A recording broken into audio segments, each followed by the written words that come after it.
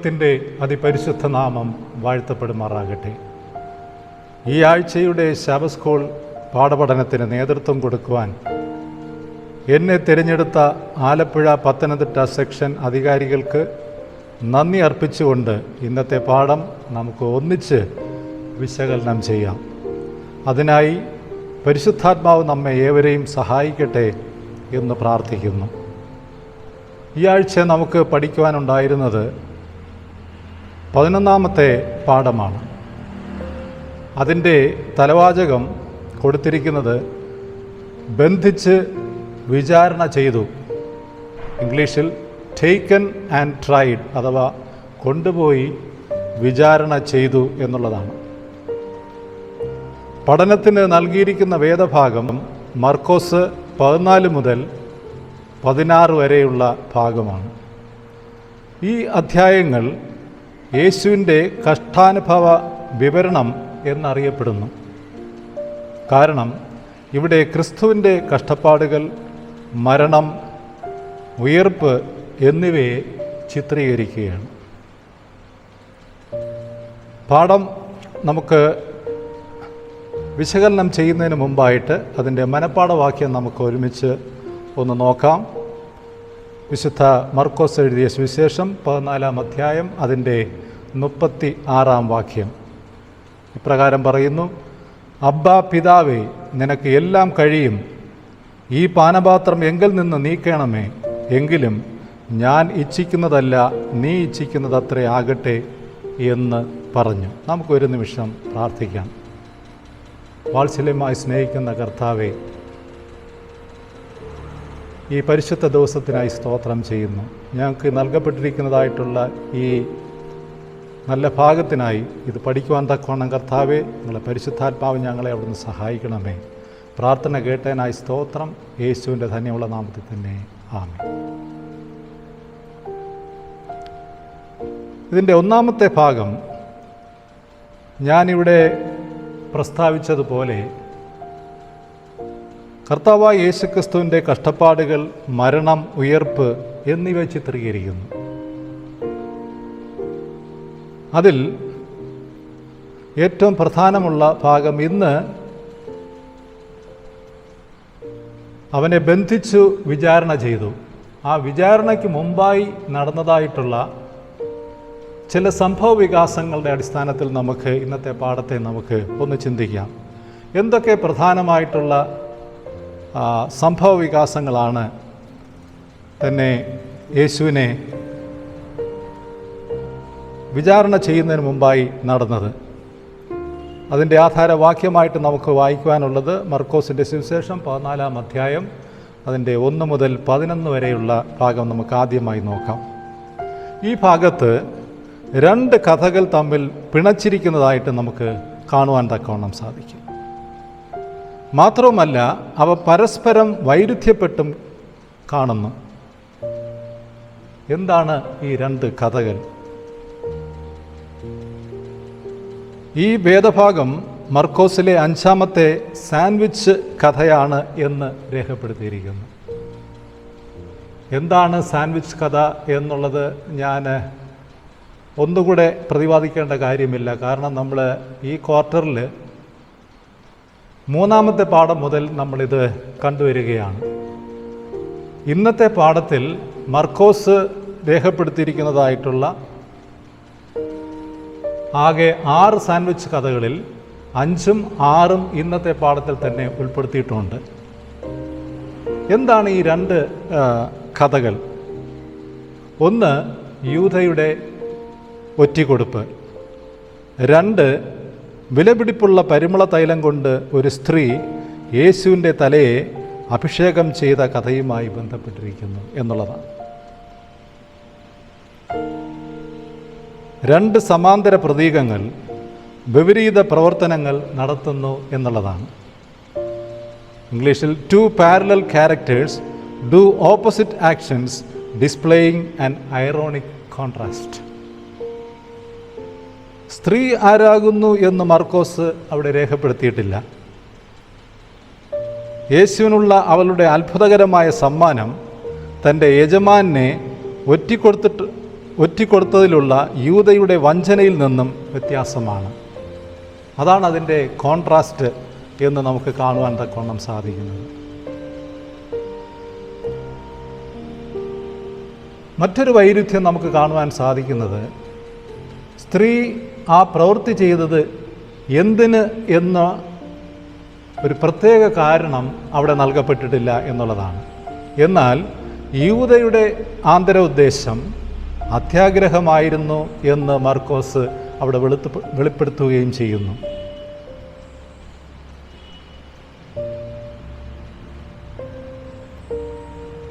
യേശു ഈ സ്ത്രീയുടെ പ്രവൃത്തിയെ നല്ലത് അല്ലെങ്കിൽ മനോഹരം എന്ന് വിളിക്കുകയും ചെയ്തു. അത് സ്വധാർത്ഥമാനത്തിൻ്റെ സുവിശേഷത്തിൻ്റെ ഭാഗം എന്നുകൂടി വിശേഷിപ്പിക്കുകയും ചെയ്തു എന്നുള്ളതാണ്. ഇംഗ്ലീഷിൽ she hath wrought a good work on me എന്നുള്ളതാണ്. മറ്റൊരെണ്ണം മർക്കോസ് 14:11 ഇപ്രകാരം പറയുന്നു, യേശുവിനെ ഒറ്റിക്കൊടുത്തതിന് യൂദ ഒരു നല്ല അവസരത്തിന് വേണ്ടി നോക്കി എന്ന് വായിക്കുന്നു. അതുപോലെ തന്നെ സ്ത്രീയും യേശുവിന് തൻ്റെ നന്ദി അർപ്പിക്കുവാൻ ഒരു നല്ല അവസരത്തിന് വേണ്ടി നോക്കി എന്ന് നമുക്ക് കാണുവാൻ തക്കവണ്ണം സാധിക്കും.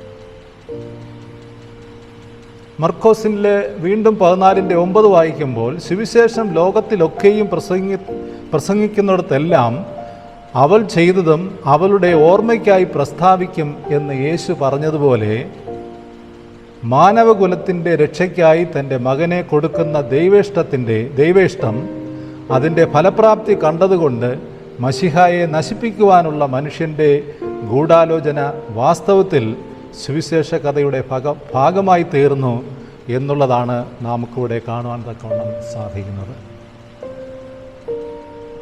അങ്ങനെ ഈ രണ്ട് വൈരുദ്ധ്യങ്ങളായിട്ടുള്ള കഥകൾ സുവിശേഷത്തിൻ്റെ വളരെ ബന്ധപ്പെട്ട ഭാഗമായി തീർന്നു എന്നുള്ളതാണ് നമുക്കിതിൽ കാണുവാൻ തക്കവണ്ണം സാധിക്കുന്നത്. നമുക്കിതിൻ്റെ രണ്ടാമത്തെ ഭാഗത്തിലേക്ക് പോകാം.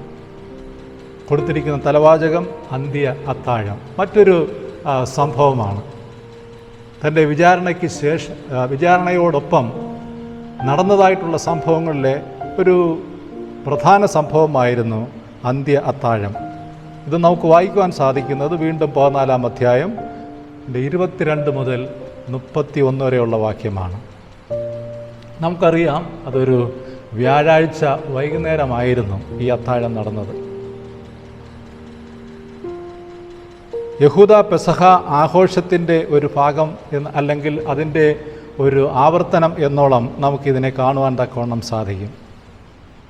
അന്ന് പുളിപ്പില്ലാത്ത അപ്പത്തിൻ്റെ 1-ാം നാളായിരുന്നു എന്നും പറയുന്നു. അന്ത്യ അത്താഴത്തിൽ യേശു ഒരു പുതിയ സ്മാരക ശുശ്രൂഷ ഇവിടെ സ്ഥാപിച്ചതായിട്ടാണ് നമുക്ക് കാണുവാൻ സാധിക്കുന്നത്. ഇത് യഹൂദ പെസഹ ആഘോഷത്തിൽ നിന്നുള്ള ഒരു മാറ്റവും ഇസ്രായേൽ മിസ്രൈം വിട്ട് സീനായിൽ ദൈവത്തിൻ്റെ ഉടമ്പടി ജനമായി തീരുന്നതുമായി നേരിട്ട് ബന്ധപ്പെട്ടിരിക്കുന്നു എന്നുള്ളതാണ്. അതിൻ്റെ ഒരു തെളിവായി നമുക്ക് പുറപ്പാട് 24:8 വായിക്കുമ്പോൾ, മോശ യാഗങ്ങളുടെ രക്തം തളിച്ചുകൊണ്ട് ഇങ്ങനെ പറയുന്നതായിട്ട് കാണുന്നു, യഹോവ നിങ്ങളോട് ചെയ്തിരിക്കുന്ന നിയമത്തിൻ്റെ രക്തം ഇതാ. എന്തൊക്കെയായിരുന്നു അന്ത്യ അത്താഴത്തിൻ്റെ ഒരു പ്രത്യേകത? ക്രിസ്തു സ്ഥാപിച്ച തിരുവത്താഴത്തിൽ പെസഹ ഭക്ഷണത്തിൻ്റെ കുഞ്ഞാടിൻ്റെ ഉപയോഗം ഇല്ലായിരുന്നു എന്ന് നമുക്ക് കാണുവാൻ സാധിക്കും. കാരണം യേശു തന്നെ ആയിരുന്നു ദൈവത്തിൻ്റെ കുഞ്ഞാട്. എന്നാൽ തിരുവത്താഴത്തിലെ അപ്പം അവൻ്റെ ശരീരത്തെ പ്രതിനിധീകരിക്കുന്നു എന്നുള്ളത് നമുക്കറിയാം. ആയതുപോലെ തന്നെ പുതിയ ഉടമ്പടി യേശുവിൻ്റെ രക്തത്താൽ മുദ്ര ഇട്ടപ്പെട്ടിരിക്കുകയും ചെയ്യുന്നു. ഈ അത്താഴത്തിൻ്റെ മധ്യേ അവൻ ശിഷ്യന്മാരോടെല്ലാം അവനെ ഉപേക്ഷിക്കും എന്ന് യേശു മുൻകൂട്ടി പറയുന്നതായിട്ട് നമുക്ക് കാണുവാൻ സാധിക്കും. എന്നാൽ അതിനോടൊപ്പം അവൻ്റെ പുനരുത്ഥാനത്തെക്കുറിച്ച് പ്രത്യാശ നൽകുന്ന വാക്കുകളും അതിനോടൊപ്പം അവൻ കൂട്ടിച്ചേർക്കുവാൻ മടിച്ചില്ല എന്നുള്ളതാണ്. എന്നാൽ ഇവയൊക്കെയും സ്വീകരിക്കുവാൻ ശിഷ്യന്മാർക്ക് അതികഠിനമായിരുന്നു. അവർക്ക് ആദ്യമൊന്നും ഇത് സ്വീകരിക്കുവാൻ തക്കവണ്ണം അത് ബുദ്ധിമുട്ടായിരുന്നു, പ്രത്യേകിച്ച് പത്രോസിന്. കാരണം എല്ലാവരും ഇടറിയാലും താൻ ഇടറുകയില്ല എന്ന് പത്രോസ് പറയുന്നതായിട്ടും നമുക്ക് കാണുവാൻ സാധിക്കും. അപ്പോൾ യേശു അവിടെ പറയുന്ന ഒരു കാര്യം വളരെ പ്രസക്തമാണ്. കോഴി രണ്ടു വട്ടം കൂകും മുമ്പേ പത്രോസ് 3 വട്ടം യേശുവിനെ തള്ളിപ്പറയും എന്ന് യേശു അവിടെ പ്രവചിക്കുന്നതായിട്ടും നമുക്കവിടെ കാണുവാൻ തക്കവണ്ണം സാധിക്കും. ഇവിടെ ചിന്തിക്കാനുള്ള ഭാഗം എന്താണെന്ന് ചോദിച്ചാൽ, പത്രോസിനെ പോലെ നമുക്കും ചിലപ്പോഴൊക്കെ ആത്മധൈര്യം ഇതുപോലെ പറയുവാൻ ഉണ്ടാകാം.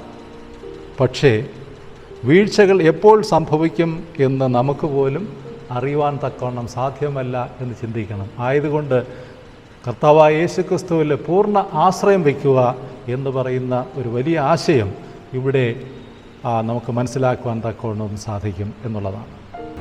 അടുത്ത ഭാഗത്തേക്ക് നമുക്ക് പോകുമ്പോൾ അവിടെ അടുത്ത സംഭവം എന്താണെന്ന് ചോദിച്ചാൽ ഗെത്സമൻ തോട്ടത്തിൽ നടന്ന സംഭവമാണ്. ഇതിൻ്റെ ആധാരമായിട്ട് നമുക്ക് വായിക്കുവാൻ സാധിക്കുന്നത് മർക്കോസ് 14:32 മുതൽ 42 വരെയുള്ള വാക്യങ്ങളാണ്.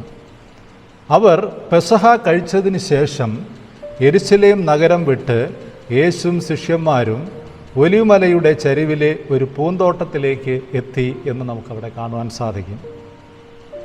ഗെത്സമനെ എന്ന് പറഞ്ഞാൽ എണ്ണയെടുക്കുന്ന ഒരു യന്ത്രം അല്ലെങ്കിൽ ഓയിൽ പ്രസ് എന്നാണ് അർത്ഥമാക്കുന്നത്. അതായത് സമീപത്ത് ഒലിവ് എണ്ണ എടുക്കുന്ന ഒരു യന്ത്രം ഉണ്ടായിരുന്നു.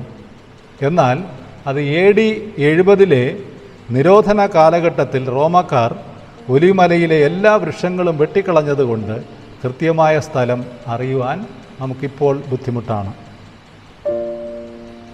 യേശു തോട്ടത്തിൽ പ്രവേശിച്ചപ്പോൾ ശിഷ്യന്മാരെ അവിടെ വിട്ടിട്ട് പത്രോസിനോടും യാക്കോബിനോടും യോഹന്നാനോടും ചേർന്ന് അകലെ മാറിപ്പോയി എന്ന് നമുക്ക് അറിയുവാൻ തക്കവണ്ണം സാധിക്കുന്നു.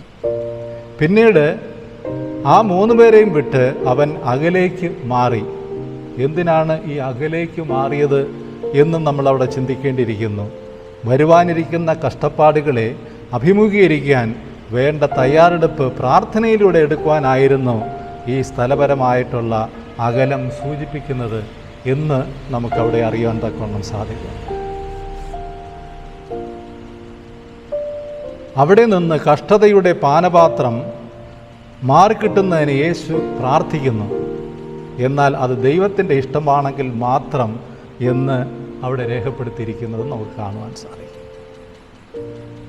അബ്ബ എന്ന് അരാമ്യ പദം ഉപയോഗിച്ച് പ്രാർത്ഥിക്കുന്നതാണ് നമുക്കവിടെ കാണുവാൻ തക്കവണ്ണം സാധിക്കുന്നത്.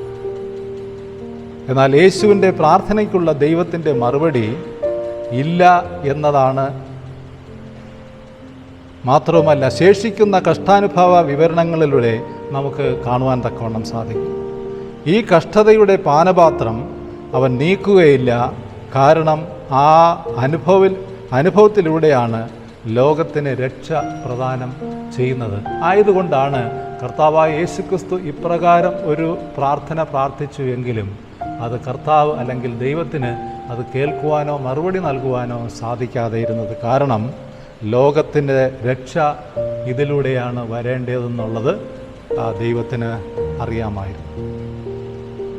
എന്താണ് നമുക്ക് ഈ ഭാഗത്ത് ചിന്തിക്കുവാനുള്ളത്? നാം കഷ്ടങ്ങൾ നേരിടുമ്പോൾ നമ്മെ പിന്താങ്ങുന്ന സ്നേഹിതർ ഉണ്ടായിരിക്കുന്നത് പ്രേരണാജനകമാണ്.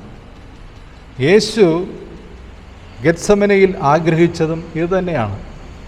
നിർഭാഗ്യവശാൽ യേശു 3 പ്രാവശ്യം അവരെ അടുക്കൽ വന്നപ്പോഴും അവർ ഉറങ്ങുകയായിരുന്നു എന്നുള്ളതാണ് നമുക്ക് കാണുവാൻ സാധിക്കുന്നത്.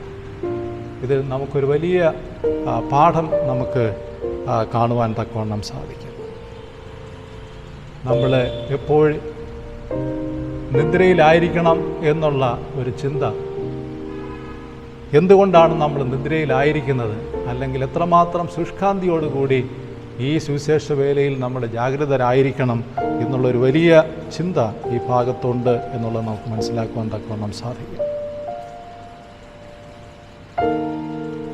അടുത്ത ഭാഗത്ത് പറയുന്നത് യേശുവിൽ നിന്ന് ഓടിപ്പോകുവാൻ എല്ലാം ഉപേക്ഷിച്ചു എന്നുള്ള ഒരു തലവാചകമാണ്.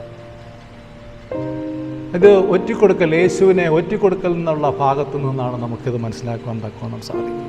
Living all to flee from Jesus. ഇത് കാണുവാൻ സാധിക്കുന്നത്, നമുക്ക് വായിക്കുവാൻ സാധിക്കുന്നത് മർക്കോസ് 14 43 മുതൽ 52 വരെയുള്ള ഭാഗങ്ങളാണ്. യേശുവിനോടൊപ്പം ഉണ്ടായിരുന്ന ഒരാൾ യേശുവിനെ ഒറ്റിക്കൊടുത്തു എന്നത് നമുക്കൊക്കെയും ഞെട്ടിപ്പിക്കുന്ന ഒരു സംഭവമാണ്. ഇതിന് യൂദയെ പ്രേരിപ്പിച്ചത് എന്തായിരുന്നു എന്ന് സുവിശേഷങ്ങളിൽ അധികം വിശദീകരണങ്ങൾ നാം കാണുന്നില്ല. ആയതുകൊണ്ട് നമ്മൾ സിസ്റ്റർ വൈറ്റിൻ്റെ എഴുത്തിൽ മാത്രം നമുക്ക് ഒരു വിവരണം ഇപ്രകാരം ലഭിക്കുന്നു. യൂദയ്ക്ക് സ്വാഭാവികമായും പണത്തോട് ഒരു വലിയ സ്നേഹമുണ്ടായിരുന്നു. എന്നാൽ ഇപ്രകാരം ഒരു പ്രവൃത്തി ചെയ്യത്തക്ക വിധം യൂദ എപ്പോഴും അത്ര ദുഷിച്ചവനല്ലായിരുന്നു എന്നുള്ളതാണ്. ഒരു ദുർവാസനയ്ക്ക് അടിമയായതിലൂടെ പാപത്തിൻ്റെ ഏത് അറ്റം വരെയും പോകത്തക്ക വിധം അവൻ സ്വയം സാത്താന് ഏൽപ്പിച്ചു കൊടുത്തു എന്ന് നമുക്ക് കാണുവാൻ സാധിക്കും. ഇത് ഡിസയർ ഓഫ് ഏജസ് പേജ് 716 ഞാൻ ഇവിടെ ഉദ്ധരിച്ചത്. യൂദയുടെ പ്രവൃത്തി അതിഹീനമാണ്. കാരണം അവൻ്റെ ഒറ്റിക്കൊടുക്കൽ സൗഹൃദത്തിൻ്റെ മറവിൽ മറയ്ക്കപ്പെട്ടിരുന്നു. താൻ ചുംബനം ചെയ്യുന്ന മനുഷ്യനെയാണ് അറസ്റ്റ് ചെയ്യേണ്ടത് എന്ന് ജനക്കൂട്ടത്തിന് താൻ നേരത്തെ അവർക്ക് അറിവ് കൊടുത്തിരുന്നു. യേശുവിൽ നിന്നും മറ്റ് ശിഷ്യന്മാരിൽ നിന്നും അവൻ്റെ കപടത മറച്ചു വയ്ക്കുവാൻ അവൻ ആഗ്രഹിച്ചിരുന്നു എന്നുള്ളതാണ്. എന്നാലും നമുക്കവിടെ കാണുവാൻ സാധിക്കുന്നത് ജനക്കൂട്ടം യേശുവിനെ അറസ്റ്റ് ചെയ്തപ്പോൾ കലാപം ഉണ്ടായി എന്നുള്ളതാണ്. ഒരുവൻ വാലൂരി മഹാപുരോഹിതൻ്റെ ദാസനെ വെട്ടുകയും അവൻ്റെ ചെവി അറുക്കുകയും ചെയ്തു. എന്നാൽ അത് ആരാകുന്നു എന്ന് മർക്കോസ് രേഖപ്പെടുത്തിയിട്ടില്ലെങ്കിലും ഇത് പത്രോസാണെന്ന് യോഹന്നാൻ്റെ സുവിശേഷം 18 അധ്യായം 10-11 വാക്യത്തിൽ നമുക്ക് കാണുവാൻ സാധിക്കും. അതിനുശേഷം പത്രോസ് ഉൾപ്പെടെ ശിഷ്യന്മാരെല്ലാം ഓടിപ്പോയി എന്നാണ് നമ്മൾ അവിടെ വായിക്കുന്നത്. എങ്കിലും പത്രോസ് മഹാപുരോഹിതൻ്റെ അരമനയ്ക്കകത്തോളം യേശുവിനെ ദൂരവേ അനുഗമിച്ചു എന്നും നമുക്കവിടെ വായിക്കാൻ തക്കവണ്ണം സാധിക്കും. എന്താണ് നമുക്കിവിടെ ചിന്തിക്കാൻ തക്കവണ്ണമുള്ള ഭാഗം? നമ്മുടെ പാപത്തെ ദൈവകൃപയാൽ എങ്ങനെ അതിനെ ജയിക്കാമെന്ന് ഈ സംഭവകഥ നമ്മെ പഠിപ്പിക്കുന്നു. നമുക്കിതിൻ്റെ അവസാനത്തെ ഭാഗത്തിലേക്ക് കടന്നു വരാം. അതിൻ്റെ തലവാചകം നിങ്ങൾ ആരാകുന്നു. ഇത് ഏറ്റവും ഇന്നത്തെ പാഠത്തിൻ്റെ പ്രധാനപ്പെട്ട ഭാഗമാണ്. അവനെ വിചാരണ ചെയ്യുന്ന സമയത്ത് ഉള്ള ഭാഗത്തു നിന്ന് എടുത്തിരിക്കുന്നതാണ്.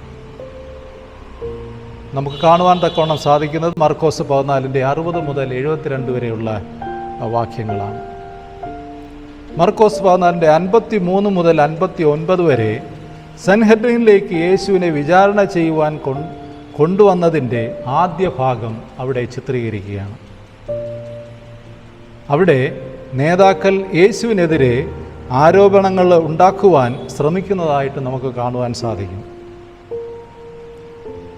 മാത്രമല്ല അവിടെ പറഞ്ഞ സാക്ഷ്യങ്ങൾ വ്യാജമായിരുന്നുവെന്നും സാക്ഷികൾ ഒരിക്കലും യോജിപ്പില്ലാത്തതായിരുന്നു എന്നും മർക്കോസ് അവിടെ സൂചിപ്പിക്കുന്നു. അവസാനം മഹാപുരോഹിതൻ തന്നെ എഴുന്നേൽക്കുകയും യേശുവിനെ നേരിട്ട് സംബോധന ചെയ്ത് അവിടെ വിചാരണ ചെയ്യുന്നതായിട്ട് നമുക്ക് കാണുവാൻ സാധിക്കും. ആദ്യം യേശു പ്രതികരിച്ചില്ല. എങ്കിലും നീ ദൈവപുത്രനായ ക്രിസ്തു തന്നെയോ എന്ന ചോദ്യത്തിന് യേശു ഞാനാകുന്നു എന്ന് ഉത്തരം പറഞ്ഞതായിട്ട് നമുക്ക് കാണുവാൻ സാധിക്കും.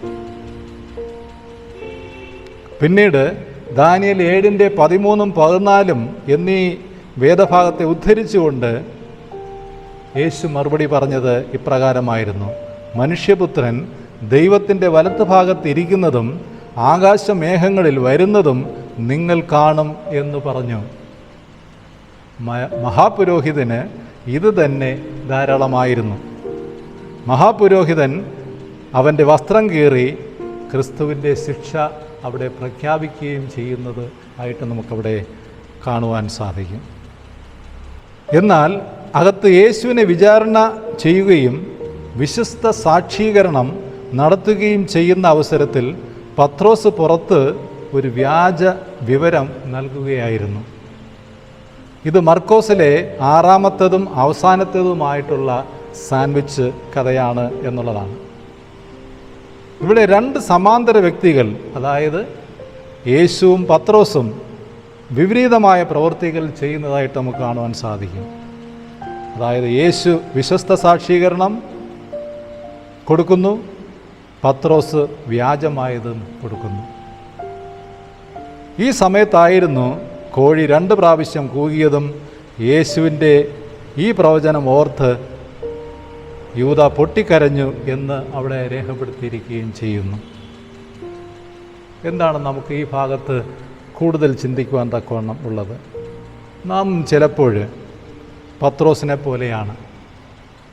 യേശുവിനെ അനുഗമിക്കണമെന്നുണ്ടെങ്കിലും അത് ചെയ്യുവാൻ പലപ്പോഴും നാം പരാജയപ്പെടുന്നതായിട്ട് നമുക്കിവിടെ കാണുവാൻ സാധിക്കും. ഈ പ്രവണതയ്ക്കെതിരെ നമുക്ക് എന്ത് മുൻകരുതലുകൾ ചെയ്യുവാൻ തക്കവണ്ണം സാധിക്കും എന്ന് നാം ചിന്തിക്കേണ്ടതാണ്. ആയതുകൊണ്ട് ഇന്നത്തെ പാഠത്തിൽ നമുക്ക് നൽകിയിരിക്കുന്നതായിട്ടുള്ള വിലയേറിയ പാഠങ്ങളെ നമ്മൾ ഒന്നുകൂടെ ഒന്ന് വിശകലനം ചെയ്ത് നമ്മളിൽ തന്നെ രൂപാന്തരം ഉണ്ടാക്കി അവർക്ക് സംഭവിച്ച കാര്യങ്ങൾ നമ്മുടെ ജീവിതത്തിൽ സംഭവിക്കാതിരിക്കുവാൻ തക്കവണ്ണം നമുക്കും മുട്ടിപ്പായി പ്രാർത്ഥിക്കാം. കർത്താവായ യേശുക്രിസ്തു മേഘാരൂഢനായി വരുന്നതുവരെ നമുക്കും വിശ്വസ്തയിൽ തന്നെ തുടരുവാൻ തക്കവണ്ണം സർവശക്തനായ ദൈവം നമ്മെ സഹായിക്കട്ടെ എന്ന് പ്രാർത്ഥിച്ചുകൊണ്ട് ഈ പാഠം ഇവിടെ അവസാനിക്കുന്നു. ദൈവം നമ്മെ ഏവരെയും അനുഗ്രഹിക്കുമാറാകട്ടെ. ആമേൻ. നമുക്കൊരു നിമിഷം കണ്ണുകൾ അടച്ച് പ്രാർത്ഥിക്കാം. ഇത് വാത്സല്യമായി സ്നേഹിക്കുന്ന കർത്താവേ, ഈ നല്ലൊരു പാഠത്തെ ഞങ്ങൾക്ക് കർത്താവേ ഇന്ന് പഠിക്കുവാൻ തക്കവണ്ണം അങ്ങ് അവിടെ നിന്ന് നൽകിയതിനായി ഞങ്ങൾ സ്തുതിക്കുന്നു, സ്തോത്രം ചെയ്യുന്നു. കർത്താവേ, അങ്ങയുടെ വിചാരണയ്ക്ക് അനുബന്ധമായി നടന്നതായിട്ടുള്ള സംഭവ കഥകളെ ഞങ്ങൾ കുറച്ചു നേരം ഞങ്ങൾ ഓർത്തുവല്ലോ. അതിനെ അല്പനേരം ഞങ്ങൾക്ക് വിശകലനം ചെയ്യുവാൻ തക്കവണ്ണം നീ അവിടെ നിന്ന് അനുഗ്രഹിച്ചുവല്ലോ. അതിൽ നിന്ന് ലഭിച്ചതായിട്ടുള്ള വിലയേറിയ പാഠങ്ങളെ കർത്താവെ ഞങ്ങളുടെ ജീവിതത്തിലും അതുകൊണ്ട് അതിനെ ഞങ്ങൾ ഓർത്തുകൊണ്ട് അവർക്ക് സംഭവിച്ചതോ വീഴ്ചകളെ ഞങ്ങളുടെ ജീവിതത്തിൽ വരാതിരിപ്പാൻ തക്കവണ്ണം നീ ഞങ്ങളെ അവിടെ നിന്ന് സഹായിക്കണമേ. പരിശുദ്ധാത്മാവിനെ അതിനായി നീ ഞങ്ങളെ അവിടെ നിന്ന് സഹായിക്കണമേ. പൈശാചികനെ എതിർത്ത് നിൽക്കുവാൻ ഞങ്ങൾക്ക് അതിനുള്ള ശക്തി നൽകുമാറാകണമേ. പ്രാർത്ഥന കേട്ടാനായി സ്തോത്രം. യേശുവിൻ്റെ ധന്യമുള്ള നാമത്തിൽ തന്നെ.